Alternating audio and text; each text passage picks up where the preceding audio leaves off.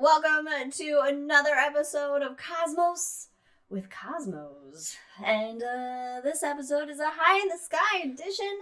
High in the Sky from our new location here in Oak Ridge, Oregon.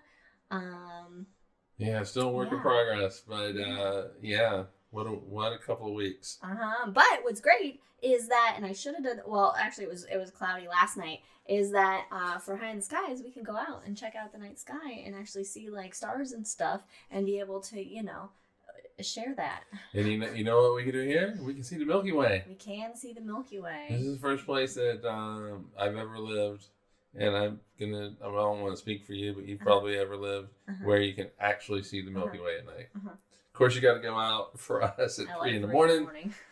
Because of just the orientation of the Milky Way and all that. It's just this time of year. But, come November, it'll be pretty high up. So, speaking of high in the sky, let's get started with drinks. What are you drinking for this? I gotta look at it again. What is it? It is the Cygnus Summertime Fruit Tea. I don't know why I forgot that. The Cygnus Summertime Fruit Tea. It sounds delightful. I mean, Cygnus is... It's actually not bad. Yeah? What's in it? It is a strawberry kiwi vodka. Oh. Yes. That'll make me just break out in redness. It's a strawberry. Sure. With peach tea and a hint of lemon juice. Ooh, just a hint. Yes. Oh, it sounds nice. Sounds lovely. I have all the citrics. Yeah. It's very... But it actually tastes very smooth. Oh, okay. Yeah, that sounds good. I would like a sip. Can I have a sip, please, sir, of your drink? You may. Were you expecting me to... I don't know, however... Ooh. It's smoother than I thought. That's very nice, yeah. And it's not too sweet either. No. It's very... but yeah, I mean, it's a peach tea, but... Tea. It, it's supposed to be sugar-free, so there's no... Okay, well, it tastes good. It's really good. I am drinking a Venusian sour right here, which is basically, it's just whiskey sour, but it, Venusian. And it has like little different like cloud layers for Venus, and it's all sulfuric acid clouds. But the question is why? It's not supposed to have that. I think it's like the lemon juice. Yeah, I think it's the lemon juice. It's like the pulp in the lemon juice. Maybe too. Maybe our lemon juice is not pulp free. Maybe it's not. A little pulpy. A little pulpy. Juice, a little pulpy. Oh, Jack's at the grocery store. Oh, you refuse to do self-checkout? We self-checkout all the time. We don't want to have to interact with anybody. We just want to boop, boop, boop, get it, and get out. I do feel bad, though, because I feel like it takes jobs, but I cannot get over interacting with people. So. Although, I get really annoyed at the self-checkout because it's like, it gives you all these errors when you don't have errors. Like, please rescan. Yeah, but that was in Utah. We're not in Utah anymore. Well, it's like the Smiths, but anyway. Whether you use self-checkout or not, follow us on all the things at Drinking Cosmos on Twitter and Cosmos with Cosmos everywhere else. CosmosWithCosmos.com. See us on Spotify, which Anchor FM is now Spotify Podcasts, Google Podcasts, Apple Podcasts. Yeah, and listen to us wherever you're at. Grocery stores. Whatever. Yeah, listen to us at the grocery store, on your drives, on planes. On planes, at airports. I forgot to move our little camera thing out of the way. Let me do that real quick. What are you doing? I'm just getting distracted by things. All right. Well, focus. Right. You're not. We're out of focus. Okay. Follow us on things. Also, check out Wildixia on Etsy, Wildixia on Etsy for her cool artwork, and Ron at MrProctorShow.com. Ron Proctor does some cool stuff, talks about science, talks about life, talks about politics, out there in the community of Waxahachie, Texas. And he's got some new stuff in the works. Glad you said that. Apparently, we got some cool stuff going with Blender tutorials. I guess he's also going to be writing a book. I saw, but I don't know really what it's about. But Mr. Proctor doing his shit, and of course, Jack, RollingBluffsPlanetarium.com. If you're in the Iowa area. Nebraska area, Midwest area. Yeah, southwest corner of Iowa. Then go to Rolling Bluffs Planetarium and get a really awesome planetarium show from Jack. Yeah. But it won't be right now because he's at the grocery store. He's at the grocery store, so he's not. No. And also we have some rules or a little drinking game rules, if you will, if you hear any puppies bark. And new rules, since we have hardwood floors everywhere now, if you hear a cartoon sound of animals trying to gain purchase on a hardwood floor as they scurry, also take a drink. Leia or Leia just sliding into a wall. Oh my gosh. It is so cartoonish.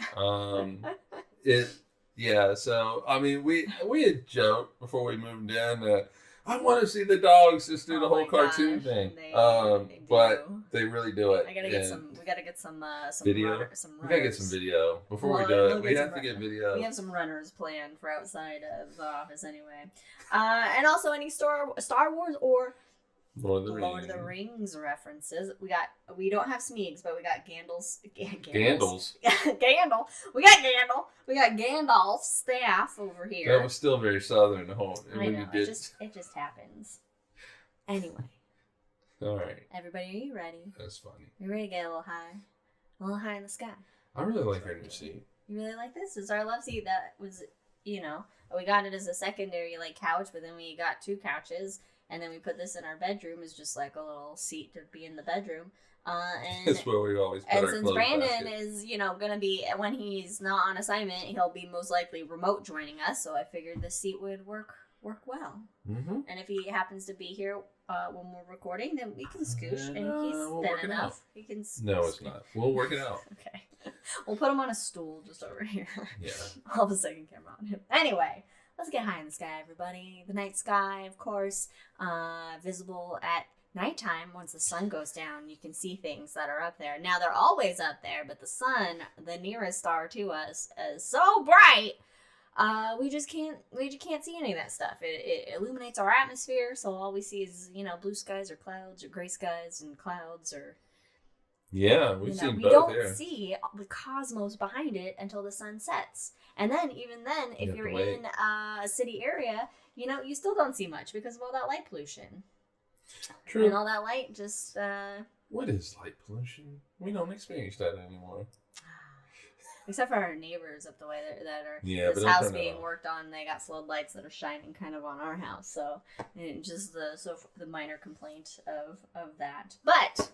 if you're up, if you're up in the early evening, if you're still awake, when the sun is setting and after the sun sets, Venus, very bright in the western sky. Very bright. Very nice. Hanging out.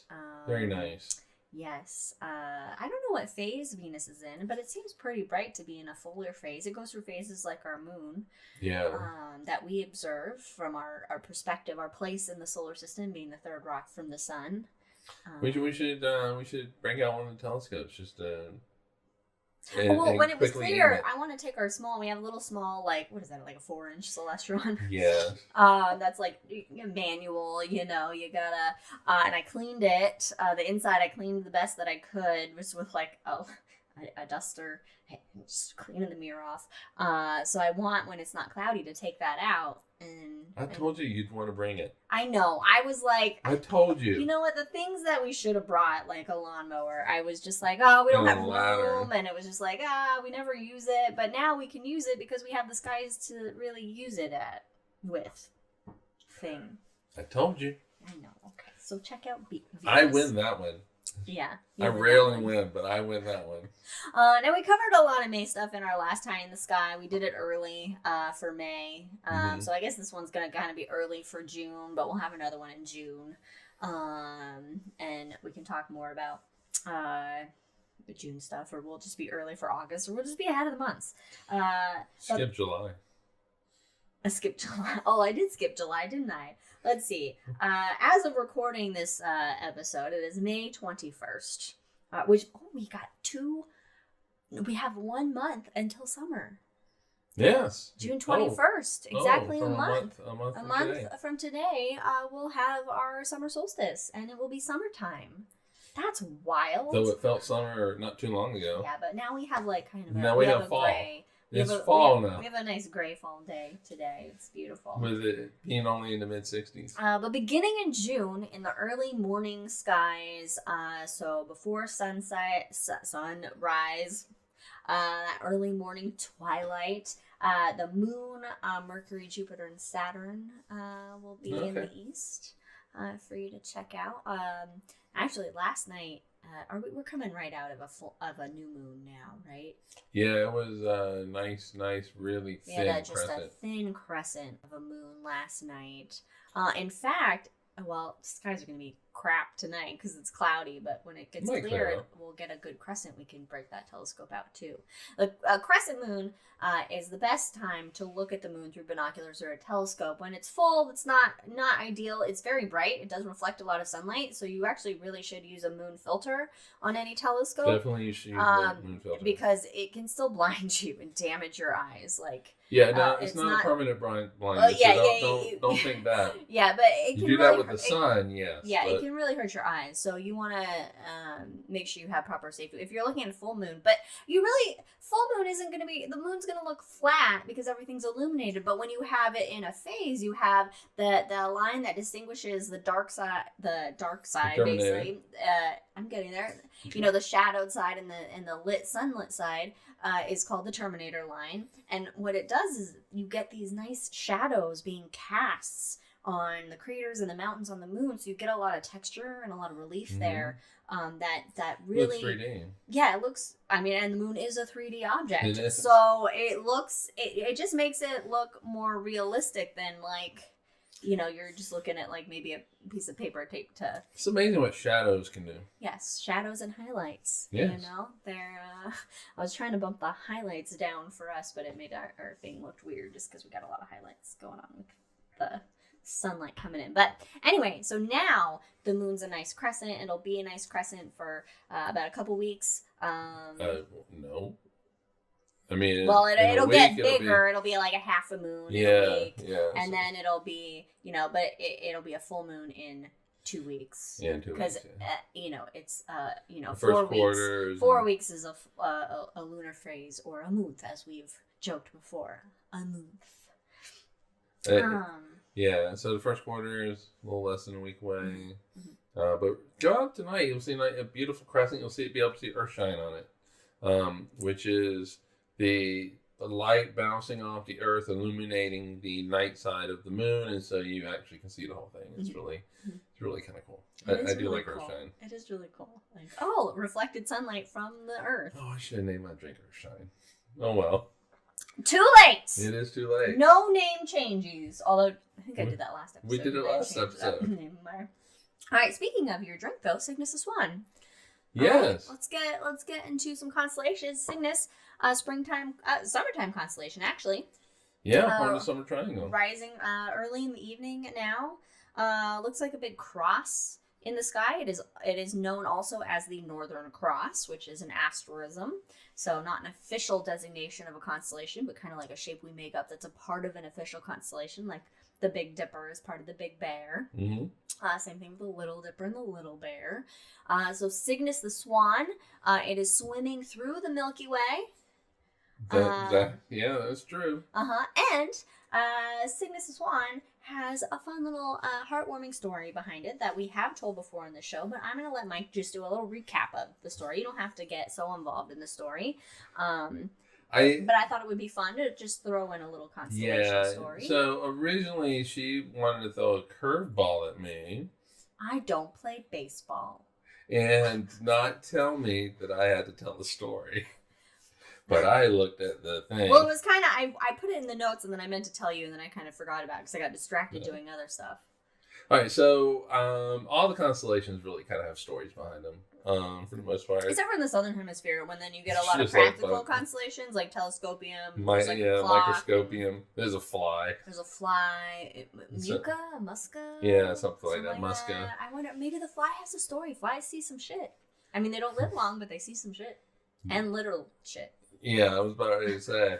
But anyway, so there's a few different stories behind Cygnus. One of them, there's some rapey story with Zeus. Well, there's always a rapey story there's with always Zeus. a rapey Every story story. involving Zeus is basically a rapey story. Yeah. There's a great Chinese, Japanese, Asian story about Tanabata, so we might tell that in July. In July, it's Tanabata season. It's Tanabata, July 7th. Tanabata. And so we'll revisit that story because that's another really good story. Yeah. So this story is actually also a Greek story. Not the rapey version. No, it's a story of friendship. It's a story of friendship, and I had a feeling that was the direction you wanted to go with this story. That is exactly the direction that I was wanting you to go with this story. Because this is a children's show, right? No, it's a family show. Is it? No, it's not. This is marked as not for kids when I put it on YouTube because of the drinking and the many F-bombs. All right, so Cygnus and his buddy Phaethon Thay? I don't think I ever knew his friend's name. Phaethon. Okay. Phaethon. I was just repeating it. Oh, for okay. my own okay. edification. All right, so Cygnus and Phaethon, they were racing chariots. As you do. As you do. What else are you going to do in ancient Greek times for fun? Yes. We got Fast X just came out. We're still racing cars. Oh, we're still racing cars, people, so nothing's Is changed. that going to end? Can we finally say goodbye to Walker and No, I'm sure there's at least 20 more years. Because they had the perfect ending in one of the movies. It's a money maker. People are going to get it. So anyway, Cygnus and Phaethon were racing chariots through the sky.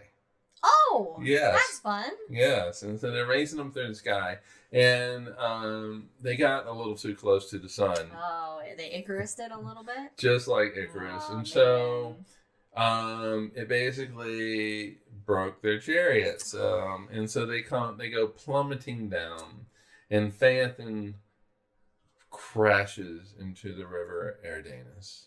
Oh, which is also a constellation. Which is. It's also the longest constellation that there is. And so he's at the bottom of the river. Oh, no. He's dead. They're both humans still. Cygnus is immortal. Oh. Yes, he is the son of Ares. Oh, okay. Yeah, so Cygnus is the son of Ares. So he's got a little bit of life in him. Oh, he's got Phaethon does not. So Phaethon has died, and Cygnus sees his best friend in the entire universe, entire world, crash into the river, sink to the bottom, lifeless, and he's on the bottom. And Cygnus wants to desperately pull him up and give him a proper burial, proper goodbye. Yeah. Throw him on that funeral pyre. Yeah, and so, but he can't do it. And so he's desperate, and he pleads with Zeus to turn him into a swan, so he can dive down into the river and retrieve Phaethon from them. Why a swan? I would think maybe like a dolphin or something that was a little bit more aquatic. I don't know, but he chose a swan. All right. And so, he tells Zeus that in return he will only live as long as swans typically live, which I don't know how long that is. I don't know. Google out there. How long do swans live? Yeah, and so it's probably like 15 years. I don't know. All right. So he gets so Zeus obliges him. He grants him his wish and turns him into a swan. Cygnus dives down into the river, is able to retrieve his best friend in the entire universe, and is able to say a proper goodbye to Phaethon. But the story does not end there. Ooh. Zeus, rapey Zeus, was so moved by this display of friendship and love for your friends and romance. But really just the love that you would have for any really good friend. Yeah. A friend-mance. A friend mince, yes. And so he was so moved by that sacrifice that Zeus turned Cygnus into a swan But and he places was already him. a swan, though. I'm sorry. He places him up into the sky for everybody to look at Cygnus in the sky and to be reminded of friendship and that sacrifice. And so he's flying through he's in the Milky Way. He is in the Milky Way. River across the sky. Yeah. And come back to us in July when we tell Tanabata, which is also has a story about a river. Yeah, that was more than I thought, because when I would tell, I gave basically the like Cygnus for Dummies episode in my Planetarium shows, where I'd be like Cygnus was hanging out with his best friend fell in a river, dove in the river to save his best friend, and sacrificed his life, and because of this act of heroism and friendship, Zeus then placed him into the sky for all to. But that's the story. Yeah. real bullet pointed. Yeah, so that's the story of Cygnus. Sweet. I like that much better than the rapey Zeus ones. Well, yeah. I mean, the rapey Zeus one has to do with Helen of Troy Leda of Troy, because she was the mom, and so Zeus was rapey with her, and he produced Helen of Troy, but also Castor and Pollux, which I believe we talked about in the past, so Zeus not a good guy. So Zeus's rapiness almost basically started the Trojan War then, because pretty much, yeah. Because I think that Achilles is also related to somebody. I mean, they're all. It's like the English monarchy. It's all just rapey and incesty. So Cygnus, not only, as we mentioned before, home to Cygnus X1, which is the black hole at the center of our Milky Way. No, Sagittarius A star is Sagittarius in a completely different constellation. That's why it's called Sagittarius A star. Cygnus X1 black hole. First discovered black hole. That's the point of fame that my brain was trying to get to, and then was interloped by my brain being dumb. So, whatever. I exploded super glue all over my hands yesterday. Okay, so let's just. It's fine now, but anyway. I had gone where? Was that the pizza? No, this was way before the pizza. This led to us getting pizza because I was just having it. I was just having a time. And I was just being. I ran to the liquor store. You ran to the liquor store to get more bourbon, and I exploded super glue all over my hands. Anyway, so Cygnus. Home to Cygnus X1, the first escape. Yeah, I know, Katie. And yesterday had started so productive. And then we got home and just Jameson took over. And it was for 2 hours. It was just a mess. Stupid. I was bumping into stuff. From a sliding screen door to super glue. It was stupid. Anyway, but in Cygnus, there's also a nebula. I'm sorry. Yesterday is funny. Well, I got pizza out of it, I guess. It was such a great start of the day, too. Anyway. Nebula. All right. The Veil Nebula, which is visible with binoculars or a telescope. And it actually covers a huge area of the sky. I did not know that. I didn't know that either. 6 times the diameter of the moon. Okay, this nebula covers in the sky. Now, of course, you can't see it with your naked eyes. Even in a dark sky, you can't see it with your naked eyes.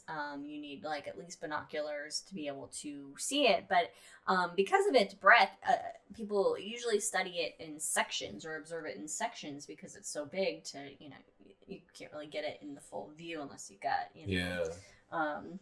some powerful stuff. But you can see it again with binoculars, hanging out in Cygnus, a sky map app on your phone, or there's various other tools you can use that can help you locate it if you do have the tools to go and try and look at it. Yeah, I believe it's a little south of one of the wings. Yeah. And this Veil Nebula is actually a supernova remnant. So it's a star that was 20 times more massive than our sun. 20 times more. 1 million Earths could fit inside of our sun. Okay, now mass and size are different. I know mass and size are different, but I'm trying to make it Yes. Okay, but 20 times more massive than our sun went boom, big bada boom, 10,000 years ago, which means that ancient people could have seen it. Yeah, and it would have 10,000. 10,000. So it would have looked like a very bright star all of a sudden appearing in the sky. Yeah, because it's 1,400 light years away or something. I didn't look up that fact. I think it's 1,500 light years. There might be an extra zero in there, but I do think it's like 1,400 light years away. And did James Webb take a picture of it? I don't know. I want to say Webb took a shot, obviously not the whole thing, but I don't know. I'll have to look that up because, I mean, anything James Webb looks at is like, oh God, I didn't put in the news that exoplanet system it imaged. Oh. And it sees an asteroid belt and it okay. We'll bring that up and maybe we can talk more about it in the hangover if we Fomalhaut, yeah. Which is in down south somewhere. Okay. Anyway, so the Veil Nebula in Cygnus. Federico's really the only one who can see it at this point. Yeah. Oh, it's on the James Webb to-do list. Oh, okay. Okay. Thank you, Jack. So 10,000 years ago, so ancient people would have seen it as this bright star that all of a sudden brightened, that appeared and was really bright and then eventually faded out of view. So that's something fun. And Google the images of Veil Nebula. Every nebula, anything in space we reference, just Google the images of, but it is a beautiful looking nebula. Another concept. That should be a drinking game. If we say Google something, it's beautiful, you gotta take a drink. Google it. Drink. Just Google it, people. Don't even watch us. Just Google space. No, watch us. Watch us. Please watch us. And then Google space.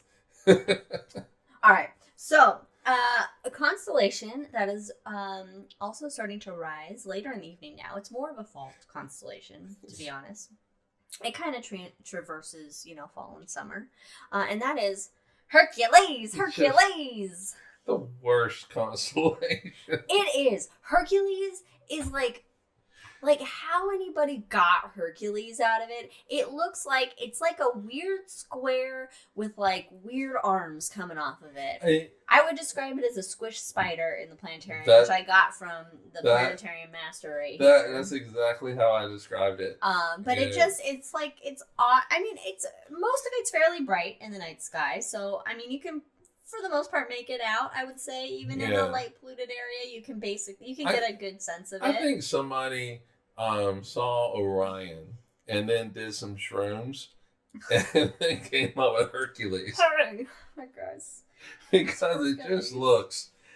Oh God! It's all right. Anyway. It's going to be more in the southern part of the sky. In June, it'll be high in the sky around midnight. So later in the evening now, definitely. Again, it's more of a fall time constellation is when like earlier in the evening it's up higher, but it'll be visible in the later hours. And in Hercules, there is a star cluster called the Hercules cluster. M13. M13. This is a huge ball of stars, basically. There are several 100,000 stars. Oh, it was 1 million. I read several 100,000. Yeah. Let's go 1 million. 1 million stars. So, anyway, a while back at least. Held together by gravity. It's 12 billion years old. And you're super glue. It's held together by gravity and the super glue all over my hands. It's a globular cluster. Actually orbits the... it's in the halo of our Milky Way. So it's kind of outside the spiral arms. And this is what Jack describes as a guy wearing a kilt who just walked into a spider web and arms were flapping around. Yeah, that's a good description. It's really like if I tried to draw a flailing man, I guess that would be what Hercules looks like, because I just draw stick figures. So in order to get the flailing, I'd have to add arms all over it. It's basically like... weren't all the guys that were like up in the sky, like basically in kilts? And yeah, pretty much. They're all in because I think they wore like little kind of skirt things a lot, at least in Greece. Bumped it or worried it might like topple on us because it's not affixed to the that wall. will be the greatest ending of a show. Speaking of Ring Nebula, actually, Ring Nebula in Lyra the Harp. Yeah, Lyra, okay. also summertime constellation, so it's rising earlier in the evening. It looks like, we've discussed it many times, it looks like one of those little stick figure fishes, you know, or like a little weird off-center bow tie. Bright constellation, and the Ring Nebula is in that. You do need a telescope for the Ring Nebula, however, to Yeah, we've seen it. We have seen it. It's real. It doesn't look like this. It's real cool. You gotta take a picture By the of way, it. okay, just caveat, which we've mentioned everything before, so maybe I should stop saying as we've mentioned before. But when you look at any of these nebulae or even galaxies and whatnot through a telescope, I'm gonna get to that in a second on the chat. Through a telescope, they're gonna look like hazy black and gray, white and gray blobs. The colors are added in after, and they're added in different ways, and it depends on. Okay, yes and no. But well, I mean, there is color, but we can't see the color. It's emitting a lot of wavelengths outside of what we can see. Right. And we also are adding in color to highlight different elements that are there, like, you know, like blue representing oxygen, or that's if you're taking an image that's not invisible wavelengths. Yeah. But if you do hook up like a camera to the back of your telescope, can you get color? You can get color. Oh. Yeah, but the reason why you don't get color when you look at it through a telescope with just your eyes, your eyeballs, is because of the way that your eyes and your brain work. So your eyes are like a camera that takes a short picture. Right? Oh, we don't have enough exposure. You don't have enough exposure. We don't have the exposure with the exposure length with our eyeballs. Yeah, and so you hit it. You're getting that information with the rods of your eyes, and so it's basically this black and white gray glob. But if you hook a camera up, then the red and the green and the blue capture those photons. Okay, I didn't actually learn that. Caught it. I forgot these coasters do stick when they get condensation on them. By the way, I had a coworker that made us. This was a while ago. Cosmos the Cosmos coasters. She made them for us. April, who's amazing. She doesn't listen to us or watch this podcast, but she made this for us. Anyway, okay, that's good to know. I actually never learned that before, so that's cool. Our eyes just don't have enough, and that's why. Say the and I know we're jumping around a little bit here, but we have time. Like pictures from the moon where people are like, it's fake because you can't see any stars. Not enough exposure time to capture the stars. These are still distant points of light, and you need a longer exposure in order to capture them. It's also a contrast thing. It's also a contrast thing is that the moon is so bright that it's going to outweigh the stars that are there in the picture. So you do have to take that, because the moon's so bright, you have to take that short picture, and you don't get the enough photons to build up on the film for you to be able to see them. Okay, cool. All right, you're going to get to... Yes, okay, so Katie showed Adam, her BF boyfriend, a pic of Hercules, and he agrees that it's super funky, so yes. See, I thought you were going to lead right into Jax. But there's another constellation that's up there called Boötes, the bear herder. He herds the big and little bears around the sky. Looks like an ice cream cone. And Jack says Boötes wears a space thong as prescribed by George Lucas. Boötes, I mean, he's just basically like an upside down triangle with legs and then like a weird thing on top. I will never see it differently now. I mean, it's not true. I'll see it as an ice cream cone, but... I mean, Greeks maybe like their thongs back in the day. I don't know. But back to Hercules and the M13, the Hercules cluster. Okay, binoculars are a telescope, this fuzzy ball of a million stars that's super fucking old. And actually, with really dark skies, naked eye visibility. Yes. However, it's best to try the averted eye technique, which is where you don't, and this works with the Andromeda galaxy as well, in the constellation of Andromeda, which is definitely more of a fall-time constellation, so that's like way later in the night sky now. But you don't want to look directly at it. You actually want to try to see it out of the corner of your eye, and you'll actually pick it up better. Yeah, that's because your rods are on the outside. Those rods. Yeah. What do the cones do? Color. Oh, okay. Rods do black and white. That's why dogs have more rods in their eyes, so they can see better at night than we can. All right. But don't see or color maybe it's as well more as we evenly do. distributed. So we got better cones. We got better cones. All right. Dogs are better. Anyway. Something I learned today that I didn't realize is that we actually sent a radio signal to... Oh, see, I didn't know this. To M13 from Arecibo, which is a radio telescope array in Chile. Rest in peace. No, in Puerto Rico. In Puerto Rico? Sorry. What's in Chile? Atacama. Yeah. Atacama is Chile. Okay. Arecibo. And we sent a message to the Hercules cluster with all of our private human information, our DNA, what we look like, how we are, where Earth is, what Earth's like. Like, same thing with the Voyager record. Like, we're just sending all this personal data out to who knows what is out there. How did that work out with Independence Day? Right? Like, maybe be a little bit more... selective in the information you send off? Yeah, like... maybe tell them it's the fourth planet from the sun that has a life on it. Just in case. And also maybe not send information of what our DNA is. The building blocks to our life. Let's not send that information out over an unsecured universe server. I'm just saying.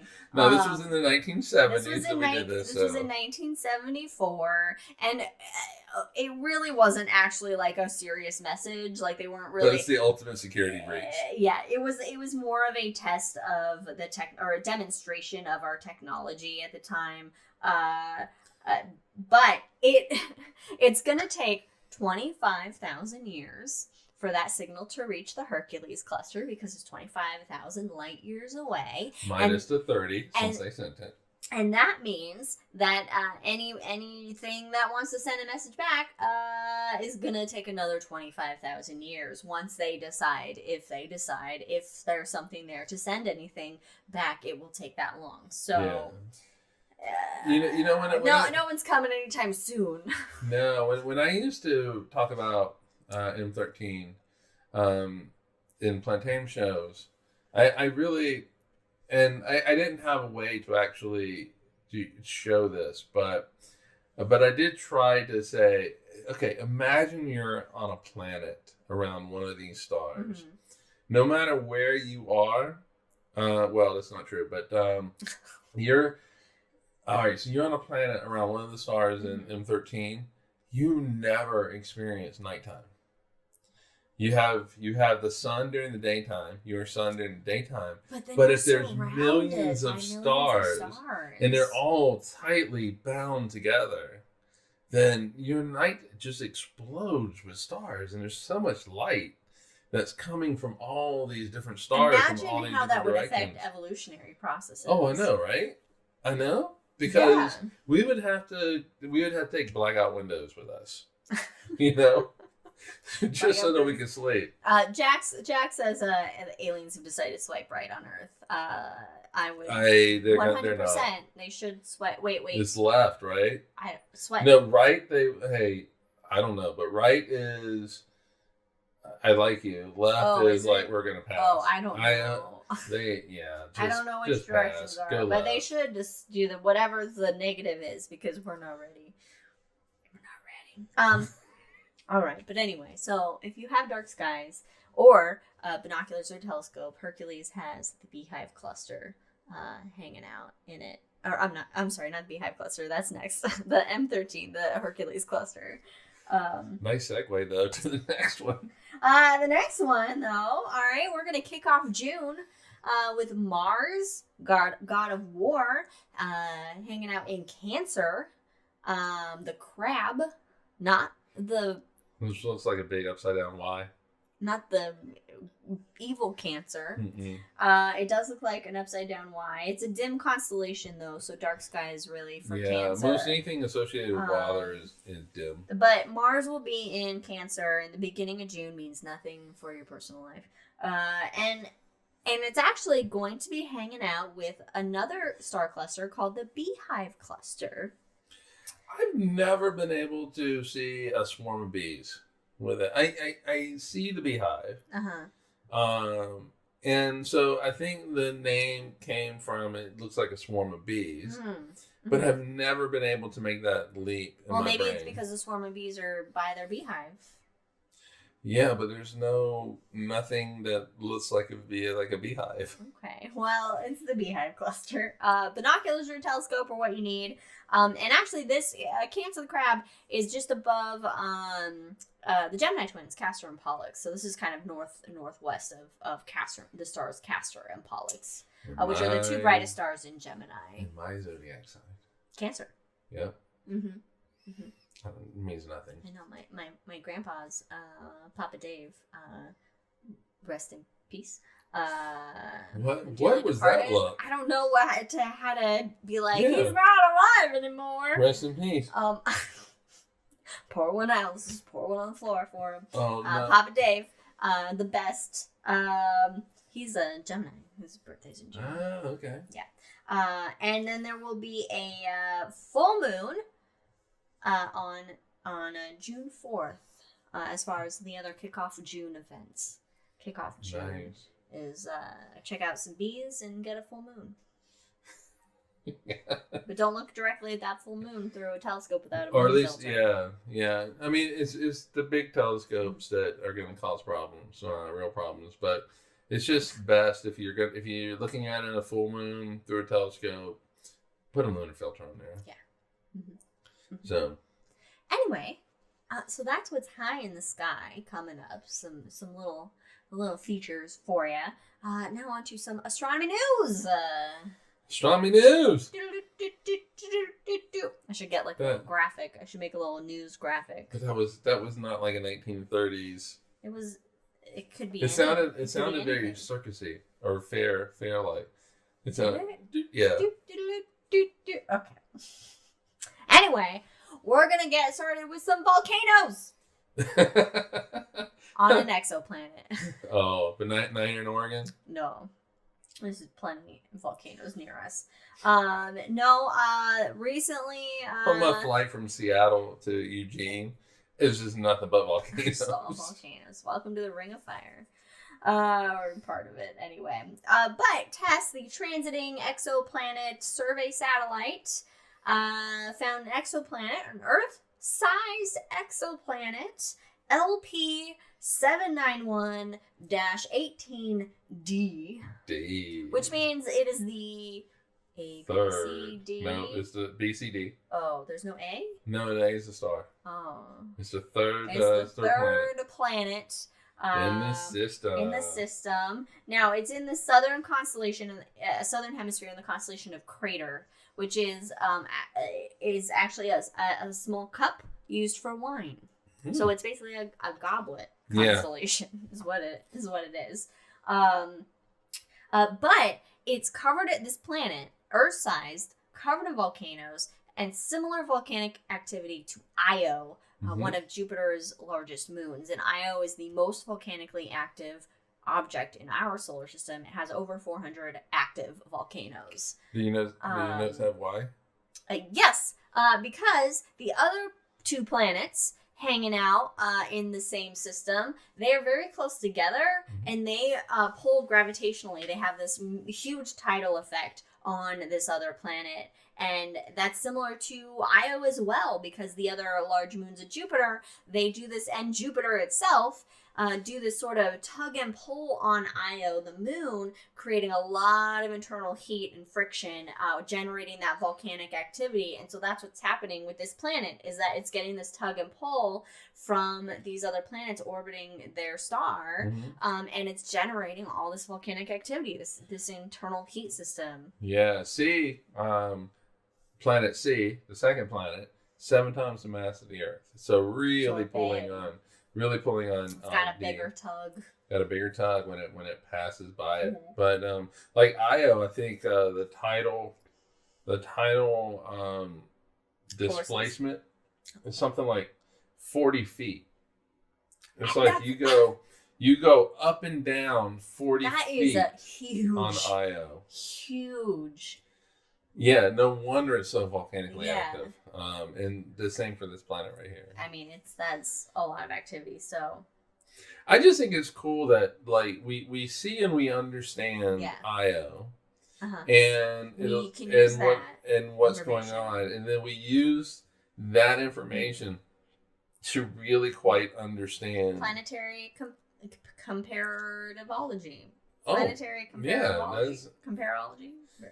I think it's a perfect way of doing it, and I think they put it now on Webb's to-do list. So it's gonna. I don't think it's looking at that planet though. Let's see. It's gonna look at C. Yeah, it's gonna look at a different planet. Yeah, because with D being so volcanically active, they think that means that it most likely is going to have an atmosphere, and you'd be able to study the atmosphere.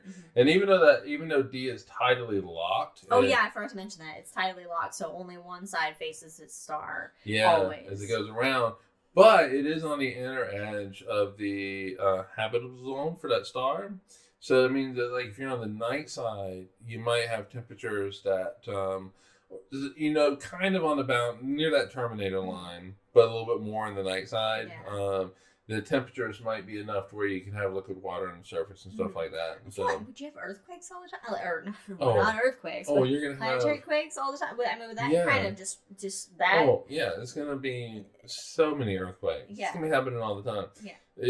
Yeah. And so not a fun planet to possibly live on. Yeah, and I don't think anybody is saying that there's like people living there. Yeah, no. So that's not being said, but if there is life there.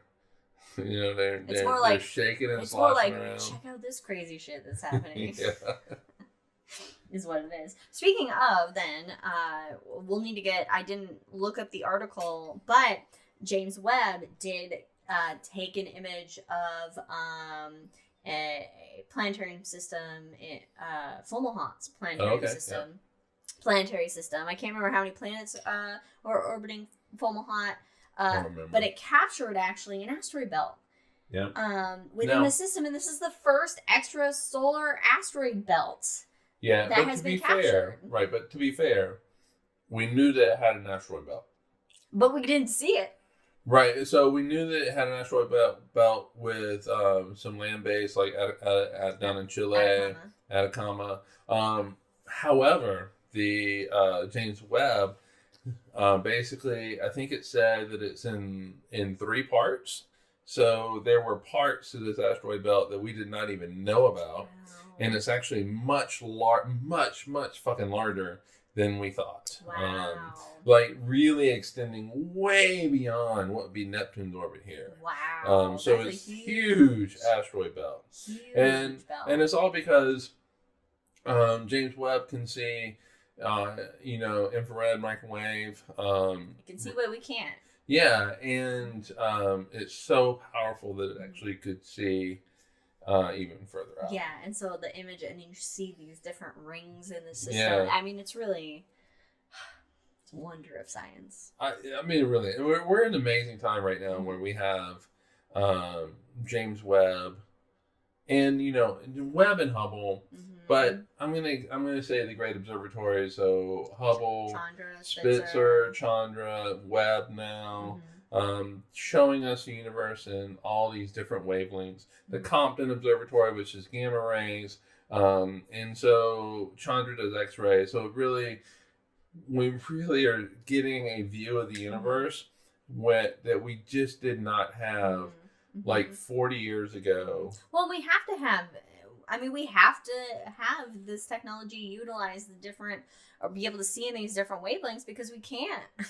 Like we have to put on special glasses in order to see everything, and if we don't have glasses for a specific thing, then we miss out on that's information, that's data that we don't have and don't know about. Yeah, and I mean, within 6 years or so with Hubble, we had already found dark energy And I mean, Hubble had already rewritten the textbooks on astronomy within, a decade of it being launched. What are we going to learn from Webb, which is so much more powerful than Hubble, in these other observatories? What are we going to learn? I think that we've rewritten the textbooks with Hubble within a decade of its launch. I think we're going to have to rewrite textbooks within a decade of Webb. And we don't know what we don't know, so it's going to be just a really fun ride to see what happens. Anyway, that's my soapbox moment. All right. Well done. Well, let's bring it a little bit closer to home, to some astronomy news. We have a new reigning King of Moons. Yes, we do. Made me happy. Saturn, famous for those rings, now also famous for the most moons in the solar system and the most moons that we have detected around another cosmological body anywhere, and that is Saturn, which it had 82 moons, but we just found 62 more moons. It has over 100 moons, like 120. Yeah, moons. 120, 140, whatever. No, it's got to be 140 something if it was 60. Yeah, it's like, so we just found those moons of Jupiter, and Saturn's like, hold my fucking beer. Saturn's like, no. Hold my beer. Wait a That's minute. so cute with your 12 moons you discovered Jupiter. Edward Ashton, who's a postdoctoral fellow at the Academia Sinica Institute of Astronomy and Astrophysics, through the Canada, France, Hawaii telescope on top of Mauna Kea in Hawaii. And they use the shift and stack technique because these moons are small, so they're hard to spot. Obviously, we haven't been able to find them for a long time. Davison's hitting again. So basically what it is that they're taking images that are shifting at the same speed at which the moon moves through the sky to enhance the signal from the moon. And so moons that are too faint to be seen in a single image can then be seen once you stack those images on top of each other. And so that's how they were able to find them. And these are all irregular moons. That means they didn't form with Saturn. They were captured by Saturn. Saturn's just plucking fucking moons out of the fucking solar system. Just like, I want you.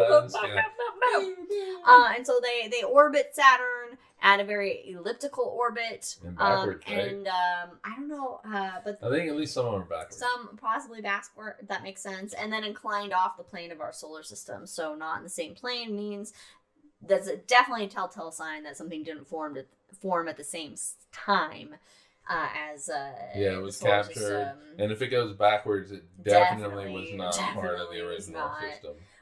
So go Saturn. Yeah, I was thinking about this today, actually. It's like, okay, so I'm Team Saturn. I don't know why at all I want Saturn to have more moons than Jupiter. Because Jupiter's already the biggest planet. You know, you got your big red spot. Let others have something. I think I did come down on that. It also, was because Jupiter's also the Roman name of Zeus and a little rapey. Well, a little rapey, yeah. But to me, I mean, Saturn's my favorite planet. The rings are amazing. Is it your favorite planet? I will never forget. If Brandon was here, he could show it off his too. Yeah, I will never forget the first time I saw it through a telescope. Oh my god, it's absolutely amazing through a telescope. The first time I saw it was not through that telescope that we have, but yeah, and there's things that are transformational. I am not a religious person. I know that is a shock. What? I know that is a shock to a lot of people. Oh my god. I know you might have to rethink everything, but I am not a religious person, but seeing Saturn through a telescope, that's it was as close to a religious experience as I've had. It's the first time I saw it, and I still get chills looking at it through a telescope. It's beautiful. Even in a small telescope. Oh, no, yeah. Even in a small telescope. My 4-inch telescope, I've looked at it through that small ass thing, and it's unreal because it really is just like, oh crap, you see the colors, you can see the rings, and and even, I mean, Jupiter with that small telescope, and you can see the bands, and you can see the moons, its largest moons traverse in front of it. I mean, it's really, anybody that, if there is like any kind of star party that is near where you live, you need to go see I it. recommend you going to a star party at least once in your life, because you have people there that amateur astronomers that bring their telescopes and have good decent telescopes. Yeah, and they're passionate. And you can see things that you really that the general public really doesn't have a way of seeing unless you go to an observatory. Like you go do like maybe a night tour at Kitt Peak Observatory in Arizona, or you know, these other things that you pay for, whereas usually star parties are usually free. You can show up. Yeah. And you can take a look through the telescopes. And the people, they're more than excited, more than happy. They want you to look through their scope. They want you. It can be suspicious how bad they want you to look through their scope, but just look through it. Yeah, you will not be disappointed. Now, if anybody walks up to you jingling their pocket saying they want to show you some space rocks. Okay, there's a story. That's an inside joke for Mike that I brought that up, but I'm just making a joke.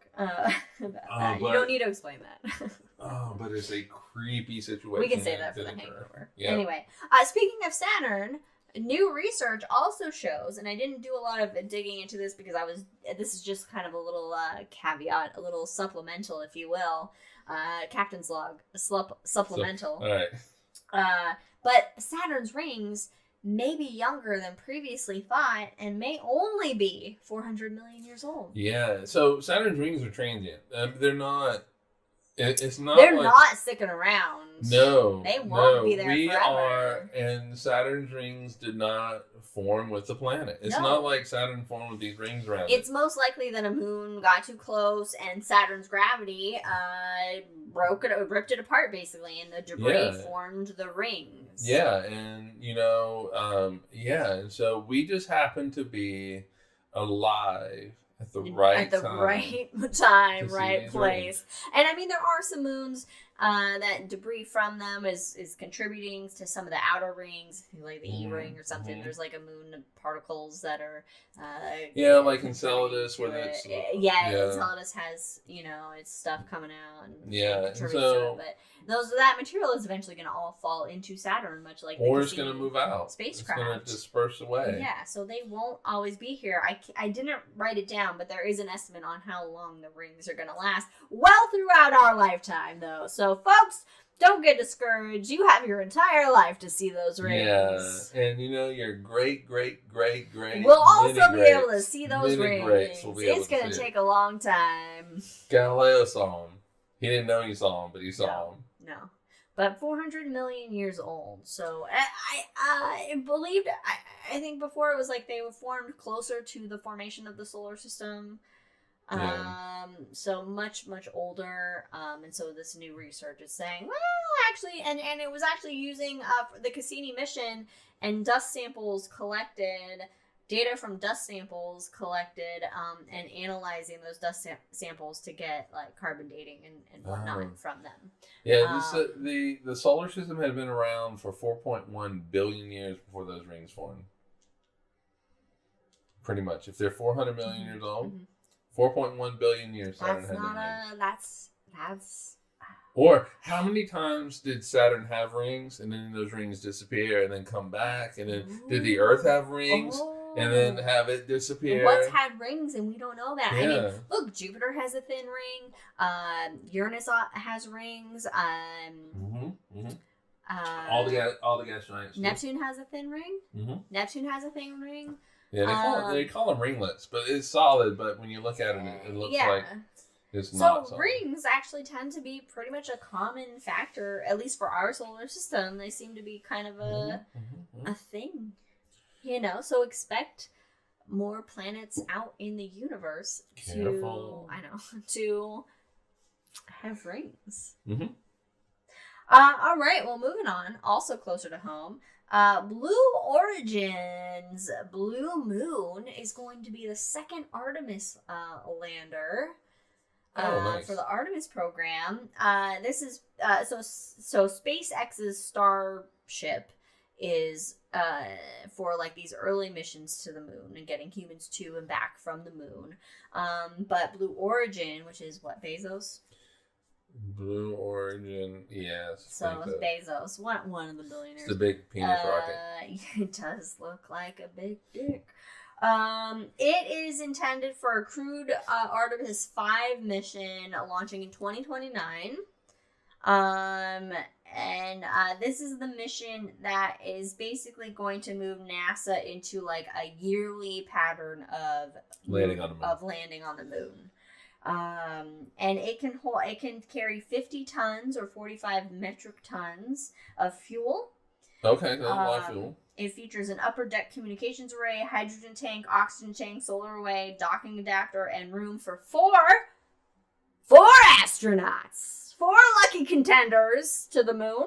Yeah, and what's cool about these missions is all 4 of them get to land. Yeah. Unlike the Apollo missions. Yeah, they're actually... They all get to go down. You go up, you go down. Touching down on the moon. The contract price is $3.4 billion, which is nothing compared to how much money our military spends. No. And Blue Origin is actually contributing... I think I just heard Leia cartoon it. Oh, I didn't hear it.